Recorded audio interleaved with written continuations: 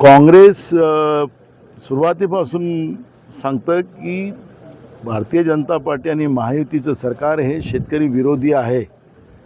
त्याचा पुरावा स्वतः फडणवीसांच्या मंत्रिमंडळातल्या एका मंत्र्यांनी दिलेला आहे. हे आता स्पष्ट झालेलं आहे. म्हणजे हे शेतकरी विरोधी आहे.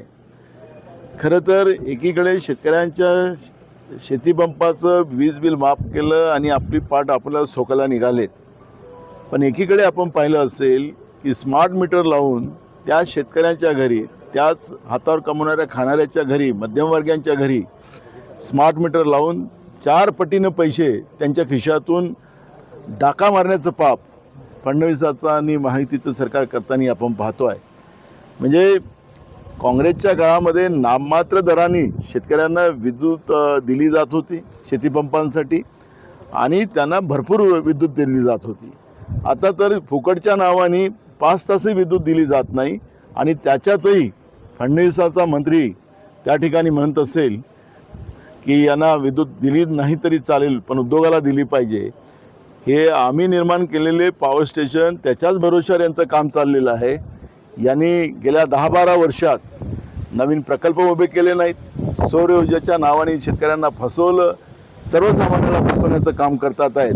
आणि म्हणून ही भाषा, शेतकरी विरोधी भाषा फडणवीसाच्या सरकारचा मंत्री बोलतो आहे आणि शेतकऱ्यांच्या जखमेवर मीठ चोळण्याचं पाप करत आहे. त्याचा आम्ही निषेध करतो.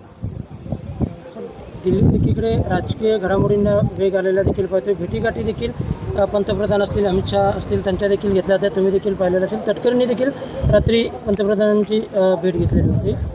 बघा, मी काल पण एक भूमिका स्पष्ट केली. काँग्रेसला ही जी काही राजकीय उठाठेव मोदी सरकार ज्यांच्या शेवटच्या काळामध्ये करते आहे ते त्यांना करू द्या.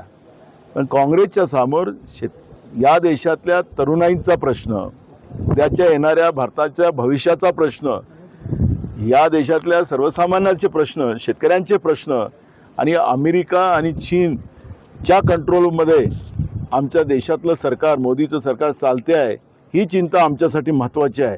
आणि म्हणून दिल्लीमध्ये कोणता पक्ष कुठं जात आहे, कोण भेटते आहे, त्याच्यापेक्षा आम्हाला त्याच्याकडे लक्ष घालण्यापेक्षा देशाची चिंता हे काँग्रेससाठी महत्त्वाची आहे. देश वाचेल तर सगळ्या गोष्टी घडतील. देशच संपायची वेळ आलेली आहे. त्यामुळे या फालतूच्या राजकारणाकडे काँग्रेसला लक्ष देण्याचं काही कारण नाही.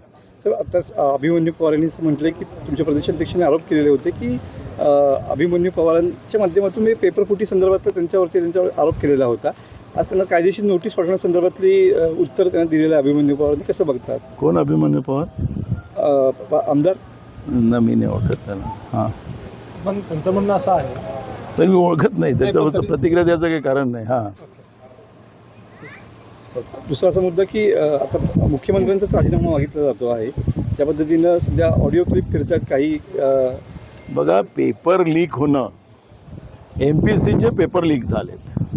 जसं नीटच्या परीक्षा पेपरमध्ये पेपर लीक झाले, त्याच्यानंतर देशाच्या शिक्षण मंत्र्यांनी राजीनामा दिला. MPSC हे स्वायत्त संस्था आहे. त्याच्यावर नेमणूक जे काही पदाधिकारी असतात, अधिकारी असतात, त्याची नेमणूक करण्याचे अधिकार राज्याच्या मुख्यमंत्र्याला आहे. मुख्यमंत्र्यांनी नेमलेले लोक आहेत. जसं देशपातळीवर पोरांच्या जीवनाशी खेळण्याचं काम मोदीच्या सरकारने केलं, तसंच MPSCच्या परीक्षेमध्ये अनेक दिवस अभ्यास करून आपल्या आईवडिलांच्या मेहनतीचा पैसा खर्च करून परीक्षेच्या पूर्वसंध्येला पेपर फुटत असेल, व्हॉट्सअपवर तो पेपर येत असेल, तर याचा अर्थच मुख्यमंत्र्यांनी त्याची जबाबदारी घेतली पाहिजे आणि मुख्यमंत्र्यांनी राजीनामा दिला पाहिजे. ही भूमिका आमची आहे.